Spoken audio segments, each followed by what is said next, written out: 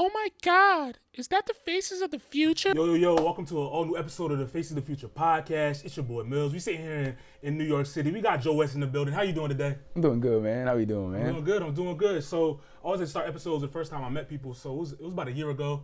We was at this event in Say Less. You had walked in, you know what I'm saying? You kind of stood out because, you know what I'm saying, the fashion, all that type of stuff, tall, whatever it is. And the energy was magnetic. So I want to say at that point in your career, what was you doing? Shit, that point in my career, I was just with Republic just now, and then whatchamacallit, I had a studio session that night, I remember, and then we was just like working on different singles and shit like that. Right. And I was mad shit going on. I was working on different singles. I was out here. I was about to go to France next month. Yeah. No. Yeah, I was about to go to France next month.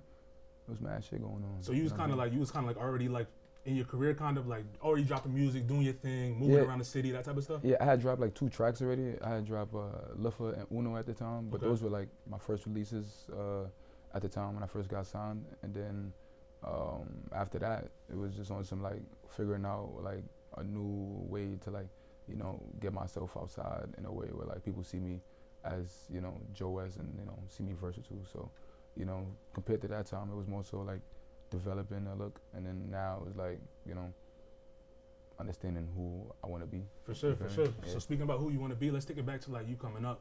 Yeah. Are you originally from like the Harlem, New York City, or were you born here? Were you born in this city? I'm not like these transplants. I was born in Harlem, New York, Harlem Hospital to be exact, 135th Yeah. and Lenox. Yes, I was. Yeah. So tell me what it was like growing up in Harlem. What was the energy like? What gravitated you to music? Was music always the thing you wanted to be in? I don't know, nigga. I wanted to go to the NBA. Yeah, you know what you was I'm a saying? hooper? I was a hooper. You feel Was me? you nice or what? I was nice, bro. A lot of niggas know, you feel me? I really didn't take that ball serious, but you know what I'm saying? Ended up still playing college ball on a lot of niggas, you feel me? I was little baby Kobe, you know what I'm saying? So a lot of niggas know, mixed with a little mellow, spin move type vibes, you know what I'm saying? One-on-one connoisseur, yeah. But nah, basketball was my thing, nerdy, you know, trying to make sure I got to college so I can make sure my parents was happy, like every first generation kid tries to do. Oh, so you're a first generation kid, so where are you from? Like, where's your parents from? I'm from Senegal. Senegal, West Side shit. That's where the West Side come from. Oh, so that's where the West Side originally comes from. Yeah. So from that. So I thought it was just some part of the city, whatever it is. I mean, West Side of Harlem, but you know what I'm saying? But West Side is, you know what I'm saying, Senegal, you feel me? You know what I'm saying? That West Coast, you feel me? Yeah. So like when it comes to like your household, your upbringing, since you're a first generation kid, like tell me about that. Like, I guess you're first generation kid in Harlem from parents that immigrated over to the city. What was like the home life like? What type of music was being played in the household? That type of thing.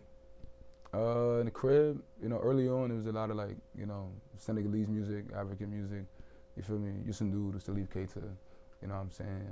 There's a guy named Nongolo, you know, those guys that my mom used to play a lot. Because at the time, you know, like, when you have like different kids, because she was having babies and stuff like that, there was like always like a lot of parties, you know, and like, you know, celebrations and ceremonies. Right. So like mad music was being played in the crib, and then, you know, early on, you know, there's immigrants at that time that was coming that would live with us.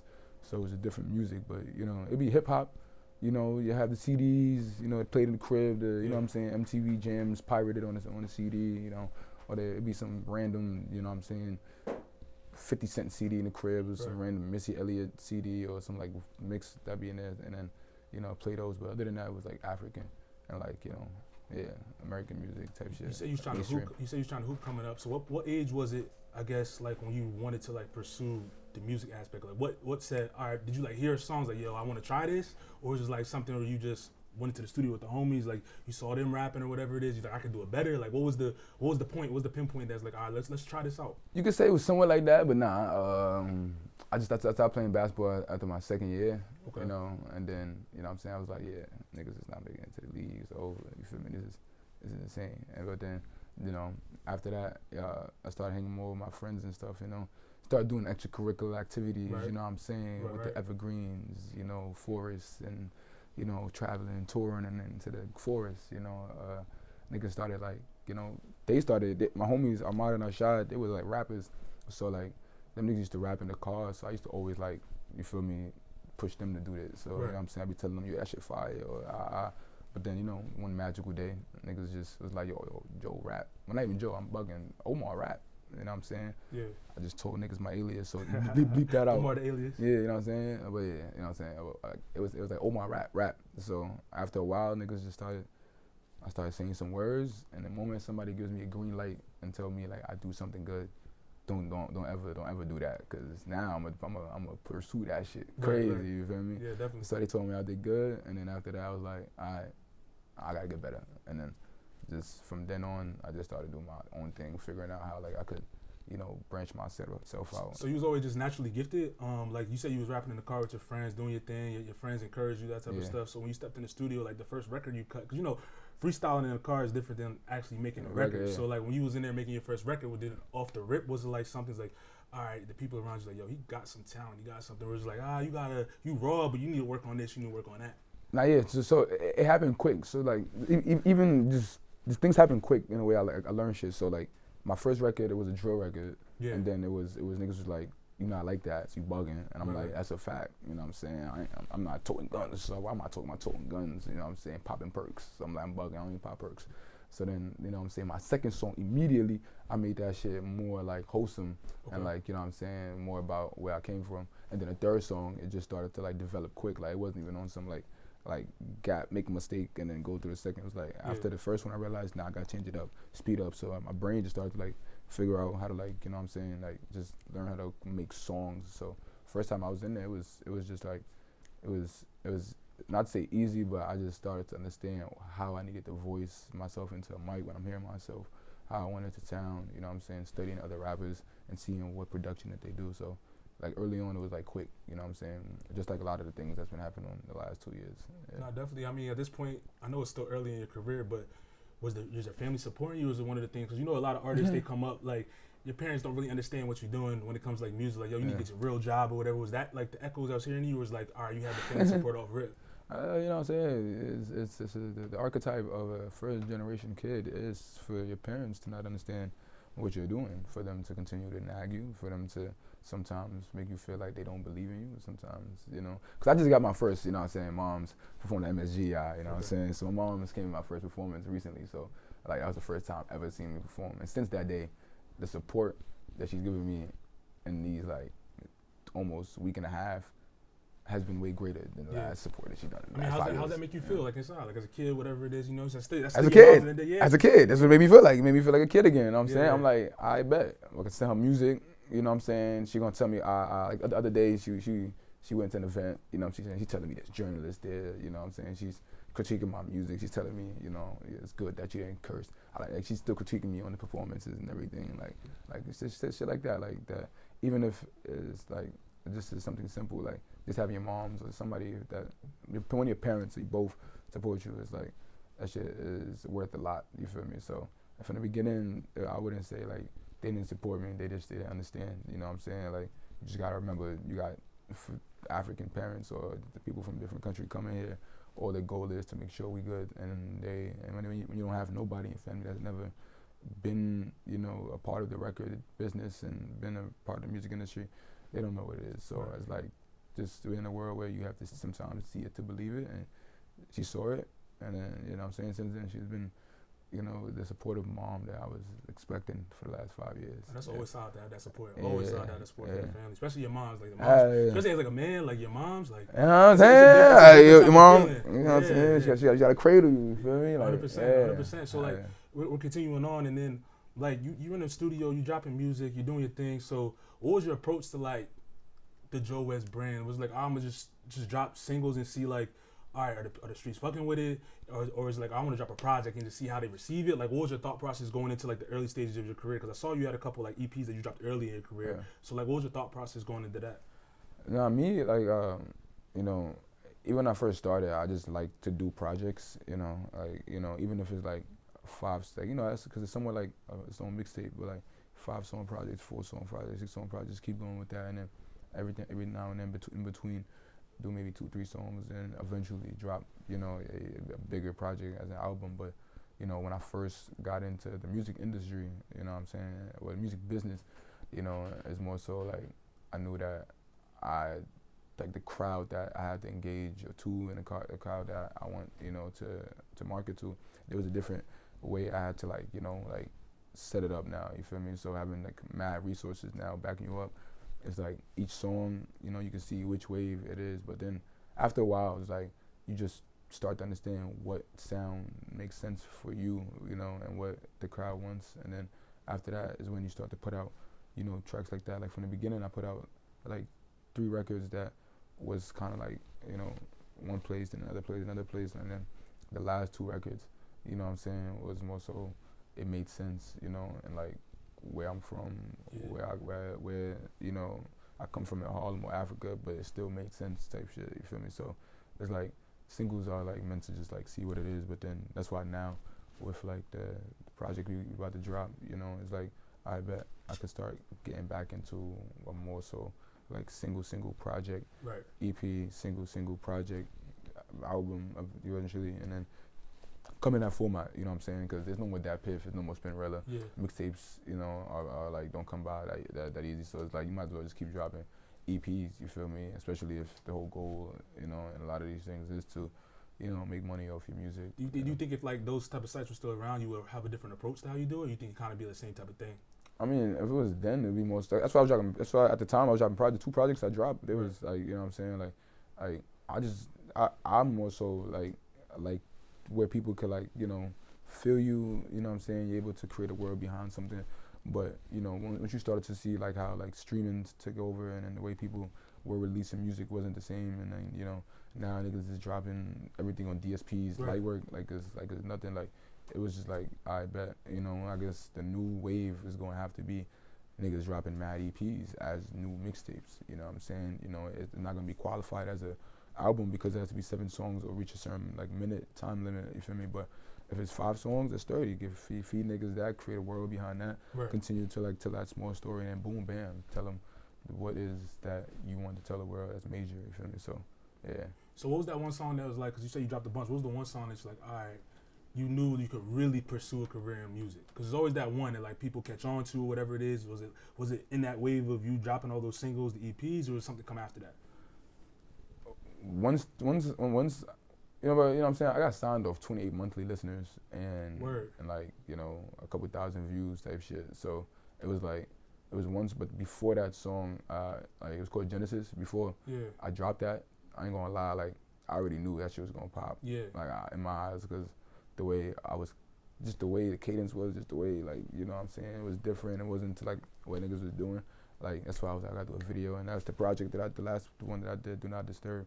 That's the one where I was like, I bet Genesis is gonna do its thing. And then, boom, someone reaches out to me on that, and then reaches out to me again, you know, on that. And then once it got out, I was like, I bet, you feel me? And then even during the process of the negotiation, like, when they first brought me, they wanted to hear more music. Right. And like it was like 2 weeks later, I had to go to like 2 weeks later, I had to go to Paris.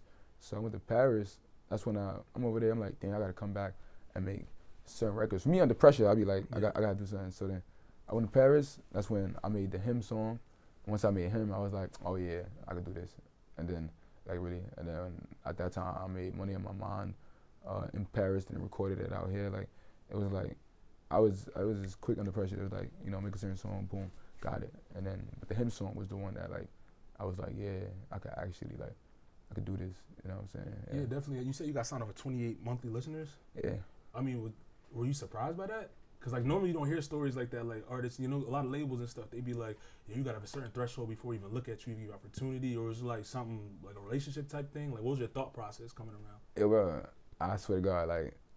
I don't know if in moments that's mad crazy, I don't know why I be chill, but when it happened, I was just like, I bet. I was reading into the situation. I was more so thinking like, what people, like once I like posted that I was a Republic, that's when it's like every time I realize what people think about it outside, cause I just be in my own world like, oh, let me see what this is. But once I posted it, that's when the reception, when people were like, oh shit.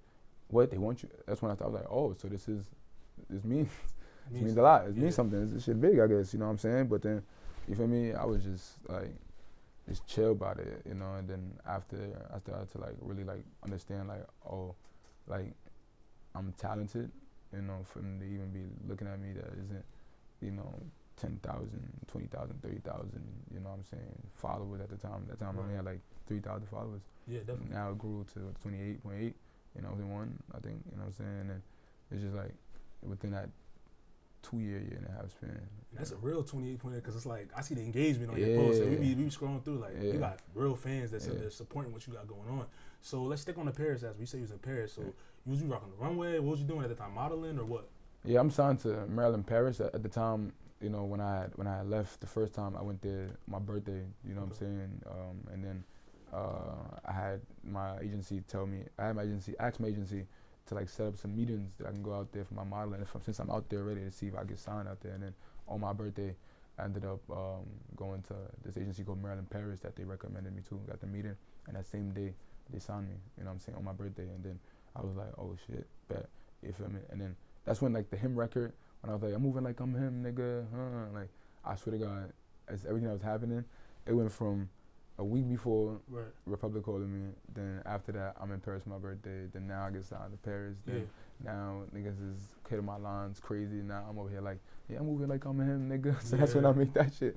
You know what I'm saying? Yeah, you know. So shit. I was like, shit was crazy. I'm moving like I'm him, nigga. They really mad. You know what I'm saying? So that's when like all of that just started to like come together. But the Paris was to open the door for me. You feel me? Like, yeah. And then that's what it did. You know, I have like a growing fan base there, but I intend on going out there this June. You know, got a couple shows. How do you enjoy doing that, like the modeling aspect? Have you been on like a couple covers, that type of stuff? Yeah. Brands. Like, what's your favorite brand to like I guess rock when you doing your thing?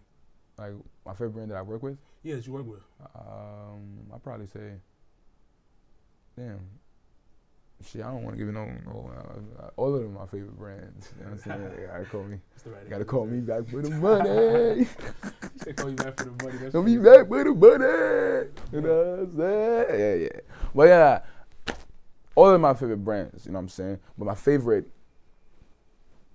creative direction was that I was a part of was the Tommy Hilfiger commercial. Why is that?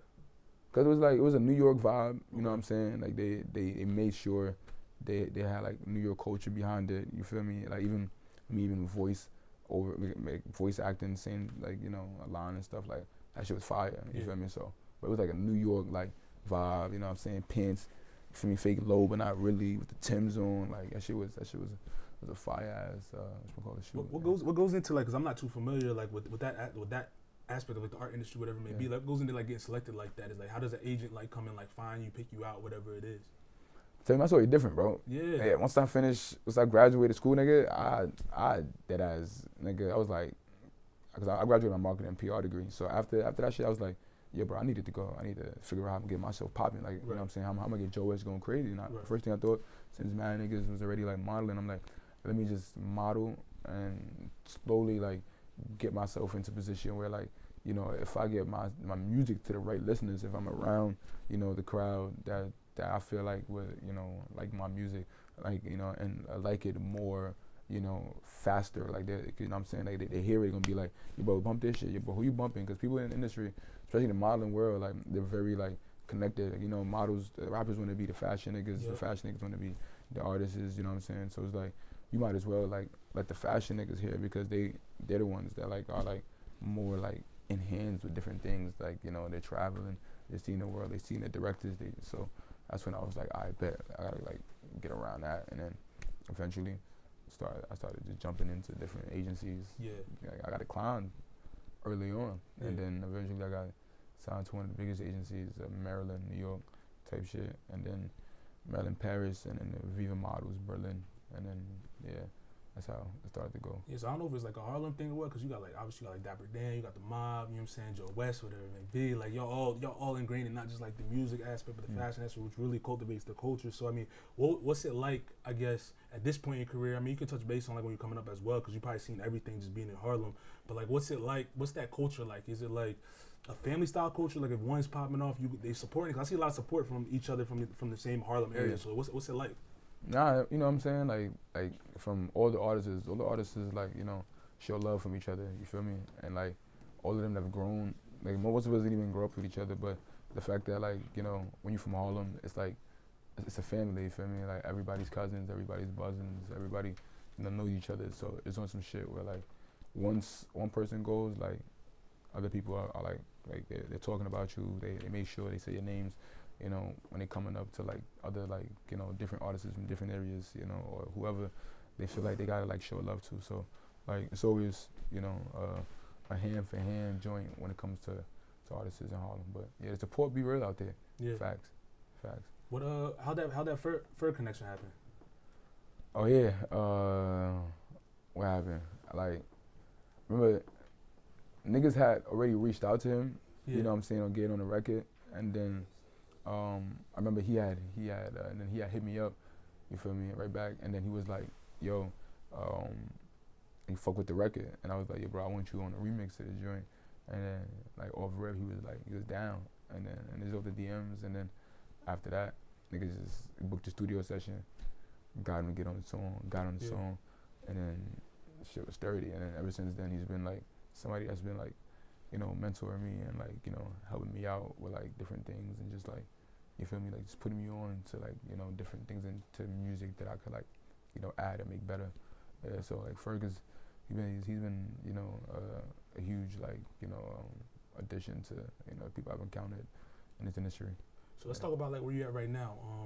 I seen not too long ago, you performed at S.O.B, one of the like one of the most historic venues in not in just the state, but just in the music industry. Period. Right. Let's talk about that. Like, what was that feeling like going out there performing in such a historical spot? I mean, we went crazy, bro. Like me and Ferg, like we was supposed to do one song. Yeah. You know what I'm saying? Like each, and you feel me? And then like, I was supposed to perform early, like around like 7:45, 8. But then, niggas I called him and told him like, "Yo, bro, me and Ferg pulling up," and then instantly they went from, they went from the 7:45 session to the 9:20 session. You feel me? And to like 9:20 time slot, and then like me and Ferg was like, bet, because I told Ferg I'm about to perform S.O.B. He's like, I'm gonna be out. And then once we got there, like everybody did their thing, but I feel like when we came out there, like energy looked great. I seen from the like, stories. We went stupid, bro. Yeah. Like we just the energy was on some Harlem shit. Yeah. Niggas didn't expect Ferg to like pop out, you know what I'm saying? And he was on a remix, we performed that shit. And then he jumped into the crowd. You know what I'm saying? We all jumped into the crowd. Shit got crazy, bro. And then he gave me his salute, you know what I'm saying? On like, niggas is the new run, you know what I'm saying? And about to show New York. Is that how you want? I guess all your shows would be not necessarily the Ferg aspect, but just the high energy part of it. Like, cause a lot of your music is high energy. Like, so when you go to shows, like I've been to a lot of shows where artists don't. Music's high energy. You go there, they not give you the same energy. Yeah. But like you, from what I seen, like from afar, it's like you performing, you in the crowd, you engaging with the people. Is that how you want to be? That's how you want to look at when your fans come to like your shows and stuff? Hell yeah! Like I wanted to be like a regulated like turn up. You know what I'm saying? Yeah. So it's like it's gonna be songs that's gonna have them like hype, but then it's gonna be like a roller coaster of that same feeling. But you're gonna be able to like use that energy to like move at like a seldom way. You know what I'm saying? Like it is a way where you gonna like even a Demon song like it's like has that vibe, bro. You know what I'm saying? But it's not as like hype where top of the morning where you going crazy. But the energy though is like it's still you wanna bob. So I want my shit to be like you know what I'm saying, very stimulated. Yeah. In a sense, but still like it's a controlled energy that's high, but still like able to like that same energy could come right here, but you still moving that level, and that same energy could come right here. Yeah. And you still moving that not on some like energy high, energy low, but same energy there, same energy here. Just you in your own pocket, regardless of how high or low you are. Cause I do it just ranges, but who you are in those senses is you. You know what I'm saying? In those ranges. Yeah. Cause you got songs like TOTM, and then you got like Dama Wega. Yeah. They're both high energy, but two different types of high energy. You know what I'm saying? So like when you go into the studio, like, are you intentional with that when it comes to like the creation of that, or is it something like I'm just feeling something, so I'm gonna put it on the mic, I'm gonna put it on the record? Nah, both ones is intentional. Like for the Dama Booger, like they niggas just because that's an actual like sample from a famous artist from Senegal, named Youssou N'Dour. Like he's like probably the greatest artist in Senegal. And like the man that produced the joint for me, like he sampled that into the beat, but it was intentional on like him trying to like bring out the African side of me, and then that's when we like, yeah, bro, I gotta like figure out how to add my culture into this. And then for Top of the Morning, you know what I'm saying, like it was intentional. The beat they made that, they both made them beats was both made in front of me, like you know what I'm saying. Then Top of the Morning, you know, we was just in there, we was like, yeah, bro, yeah, I want something that's stadium, boom, go crazy. And he's playing it, boom, like, it's 30. I'm like, bet, yeah. And he went again, it's 30, bet, yeah. I'm like, nah, I want that, boom, it's 30. And then he kept going. And once we was like, I think that's the one. Heard it, I'm like, yeah, you feel me? And then, you feel me, all from scratch, but we knew exactly what we wanted, you know, prior. I think that's what like makes me work better when I know what it is that I want. The song always comes out, you know, fire, you know, after we get everything that we do, but everything from scratch though. You talking about stadium, you just performed in a big ass arena. How was that? Madison Square, a moment, you know what I'm saying? A moment, that's something people dream of, you feel me? So what was that feeling like? How'd that come about? What was it like performing in New York in one of the most historic arenas in the world? Like, what was that like? Nah, you know, it was during Ramadan, so I get a call. I get a call from, whatchamacallit? I get a call from Mimi, and then Mimi was just like, whatchamacallit? Yo, send me a couple Knicks joints, photos. I'm like, I'm just thinking it's just probably some regular thing. And then after that, after a while, she like, I tried to send it to her, and then she just called me back and tells me, nah, you good, you just got confirmed for the next halftime. So I put my phone down, and I just start running around the house, you know what I'm saying? I start bugging, I start wilding, like she was crazy, you know what I'm saying? And then, that's then, you know, Mimi, and shout out to Mimi, JP, and Hannah, they both, all them three of them, they made this happen. And then, when I got there, now to the Knicks joint, that shit was crazy, you feel me? We had to do the whole rehearsal, everything that we did, we had to learn that in like 10 minutes. And then, you know what I'm saying, shout out, you know what I'm saying, Victoria, you know what I'm saying, what's her name, Kayla, and, you know, Terry. Yeah, shout out all three of them, facts. Yeah, so, you know, they had helped me with everything and all that, but it was fire. Like, I had to learn that quick.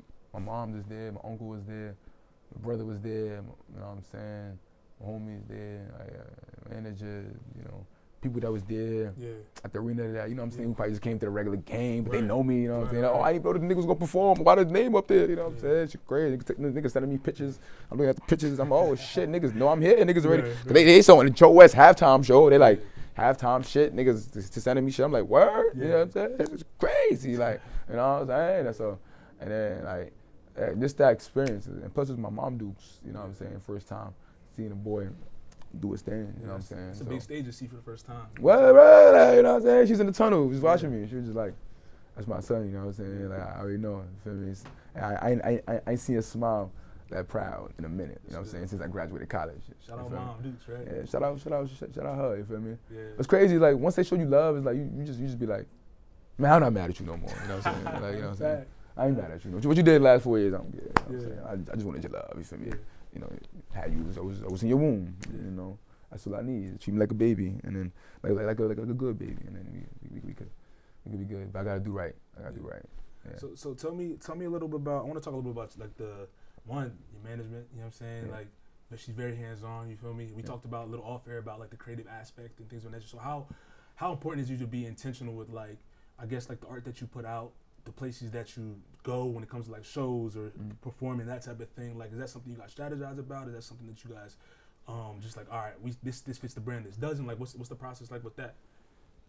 You know, I don't think there's much of a process behind it if, you know, from the core, you can't move forward without being intentional. You know what I'm saying? Especially if you don't feel comfortable with it, it's just something that's not gonna rock. You feel me? And it's one of those where people could pump out different things that probably don't fit them, and then probably just continue to do it and then burn out later. But for me, like, I can't burn out quick, you know what I'm saying? And it's like, once something happens, or like I don't know, once something I don't feel comfortable with happens multiple times, I can't like, you know, I can't move forward with it. You feel me? It gotta hit me from the soul. So, and the branding is as simple as it has to be you.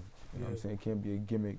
It can't be none of that. It has to be what you've always wanted to be, but in the rightful way, you know what I'm saying? So, and also in ways that you've always dreamed of. So like, you know, if it doesn't fit that, then I just can't move forward or make it. And if I do try it out and don't feel right, I can't keep doing it constantly, because then I just feel like I'm like losing like losing a piece of myself.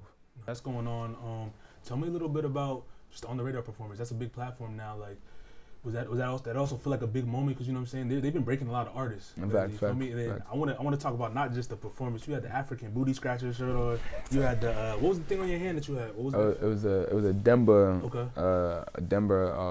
rap. Yeah. You know what I'm saying? That was like for it was like a thing in Africa where like they used to fight, you know, and the thing was meant for them to be wrapped around with that, and then, you know, the gear. So it was more so like, you know, like just a place where you're not willing to fall down and fold, but, you know, fight for who you are. And then that's what, you know, the African booty scratcher joint aligned to, because of just how we used to be called that. And then that was something that used to trigger a lot of us. So it was instantly something that was more so protective. But, you know, just the whole idea of how we had to like assimilate into the culture was the whole idea of that, you know, African booty scratcher shirt, Denver arm with the, you know what I'm saying, the fighting gear and hat and all that. So yeah, it was just to show how we're from Harlem, but we may have been born in Harlem, but it took us a minute for us to feel like we was from Harlem. Yeah. You know what I'm saying? Or not feel like from Harlem, but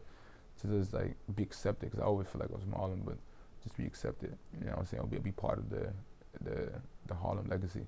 And I feel like now, like, I'm one of those, like, now, like, on a way of being a part of that, you know what I'm saying, and, you know, being a part of the Harlem legacy. That's one of my goals, but my bigger goal is to reach worldwide and expansion, inshallah, you know, but, inshallah, but, you know what I'm saying, the whole goal is to show niggas, we be fighting when niggas was calling us African booty scratchers, you know. So tell me what can we expect from you next? I see you dropping teasing some visuals on the socials, that type of thing. Can we expect some new records, new project coming? Like, what's on your mind for the future? Demons is coming out April 18th. Music video is coming out a couple days after that. Whatchamacallit. Then after that, me and Ferg's record is dropping 2 weeks after, 2-3 weeks after the release of the Demons record, April 18th. And then we're gonna be working on a couple videos for that. And then 2 weeks after that, we're gonna be dropping one more record, but you'll be starting to see a lot of like NWO, you know what I'm saying, rollout, you know, marketing type vibes, you know what I'm saying, to prepare for that being released on June 5th. And then there'll be videos for that. And then we got a couple shows at the end of this month, you know, B-Jack's 2300 Wave performing, and then, you know, prepare for that for June 5th, and then also ongoing when niggas go to Paris for a couple shows that we're doing over there. So right now is NWO season, you know what I'm saying, New West Order season, you know what I'm saying, New World Order, you know what I'm saying, New Wide Order, you know what I'm saying, like we outside, you feel me? It's time for niggas to see the first generation African kids and how we was able to be assimilated into the culture, especially Harlem. You had the Nation of Islam, you had Mark Scarpa go back to Africa, you had the civil rights niggas. We all black, Muslim, African, show you both sides, west side, bring it together, we gonna bridge that gap. You dig? Well, I appreciate you pulling up. Well, I appreciate you having us. Let us pull up to the stew. Facts. Appreciate you coming on the pod, the show. Let everybody know where they can find you, where they can stream your music, all that type of stuff, so they can tap in after the episode drops. You can find me at Joe Wessington. You can find me on Instagram, on Twitter, Joe Wicked West. On Snapchat, oldblack_17. On Facebook, Joe West. If you just grab a horn and call out my name, Joe West, you might find me in New York City. You know what I'm saying? And you can grab that follow too. Well, that's all we got for this new episode of the Faces of the Future podcast. It's your boy Myles. I'm out of here. Peace. Yeah. Appreciate it, boss. Oh my God, is that the Faces of the Future?